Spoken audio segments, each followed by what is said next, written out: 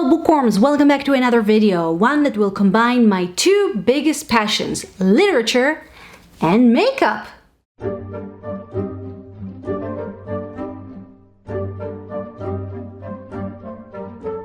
Today I'm going to interpret books as makeup, and may I say this one was one of the most complex videos I've ever had to film. Now, I'm not going to turn myself into a character, but rather I'll try to express what the book meant to me as makeup.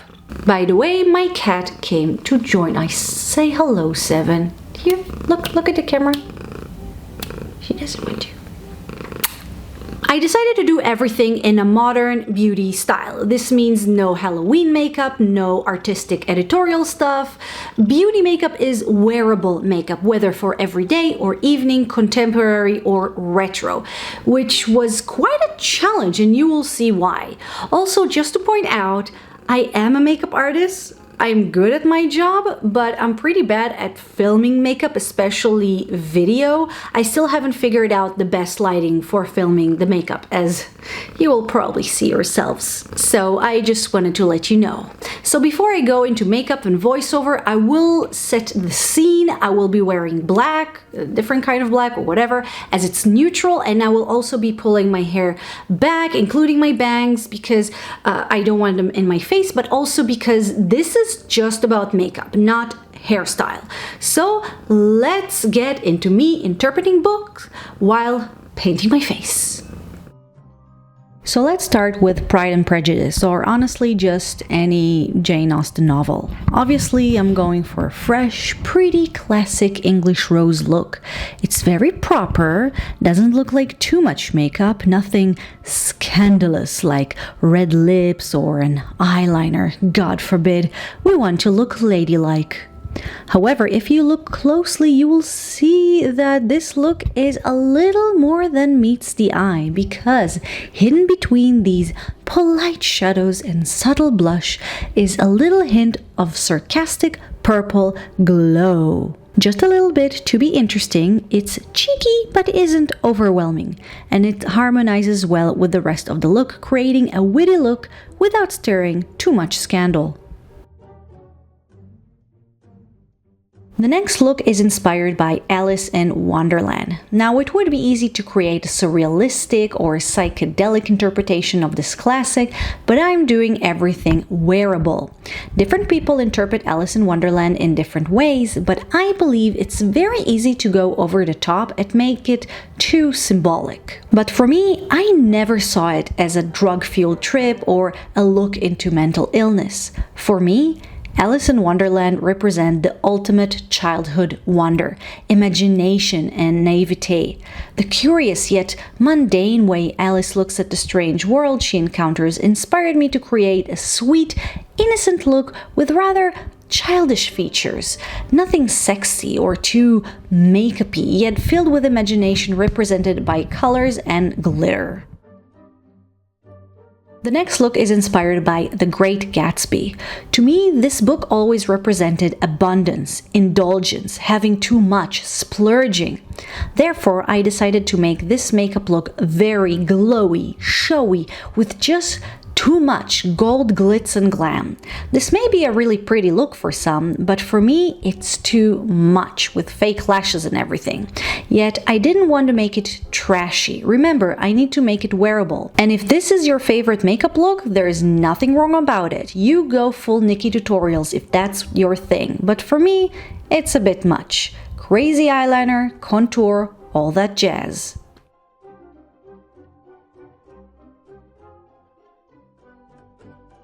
Next, we have a couple of looks inspired by the Harry Potter series, and for this one I decided to create 4 different looks based on the 4 houses of Hogwarts.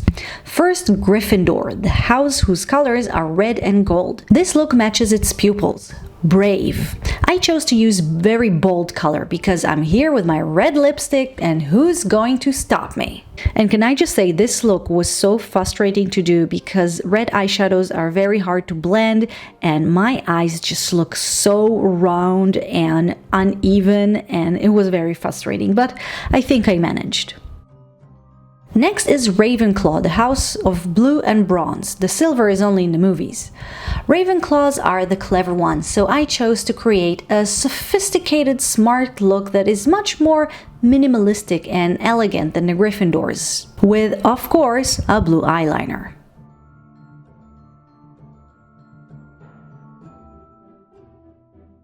Next is Hufflepuff, the house of yellow and black. The Hufflepuffs are sweet and kind-hearted, so I decided to go with a look with yellow colors, obviously, that gives you a fresh look, like daisies, who are the friendliest of flowers.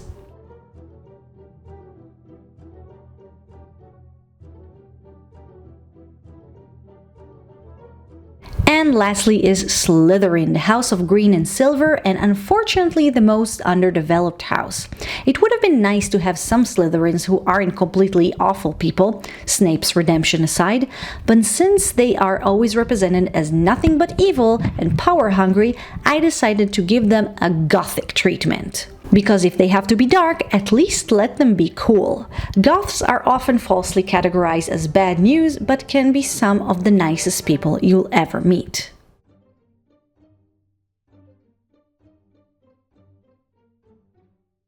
Next we have House of Leaves. This was a strange, confused, and confusing book that just had bad vibes. Evil lurks in this book, a nightmarish force, and the narrative frame really felt like the hell of insanity. Drugs, not being in control. The scary way, not the liberating way. I knew this makeup look had to be not precise, dirty, messy. If I look like I slept with my makeup on, or I am on my way to score some meth, all the better.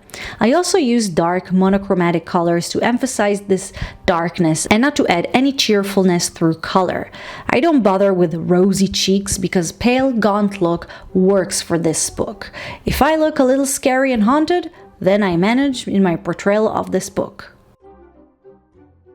And lastly, we have a look from The Strange Case of Dr. Jackal and Mr. Hyde. Like many other horror novels from the 19th century, this one also criticizes contemporary society. What I took from this novella was regarding the mask we all wear every day. Perfect when I talk about makeup, right?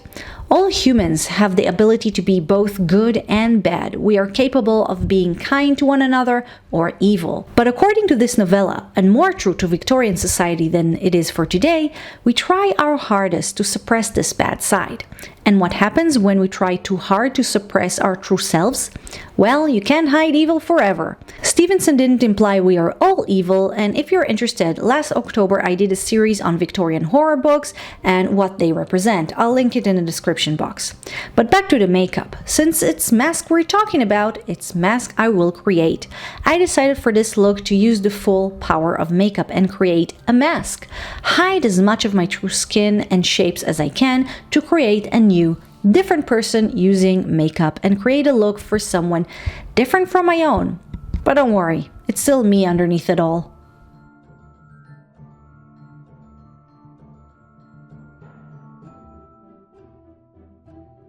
And those were my book-inspired makeup looks. I hope you liked this video. I hope it was a little break than my usual content, and I hope I did something a little different than the usual makeup inspired by books one can see online. Also, I hope my cat's purrs were not too loud for this video. I will see soon while editing. Guys, if you like this video, please give it a thumb up and subscribe for more book-related videos. Also, let me know in the comments section what books you'd like to see done as makeup. And if you like these kind of videos as well, I am after all doing content for you guys, so it's helpful for me to know what sort of things you like. Again, guys, thank you for watching, and I'll see you next time. Bye bye.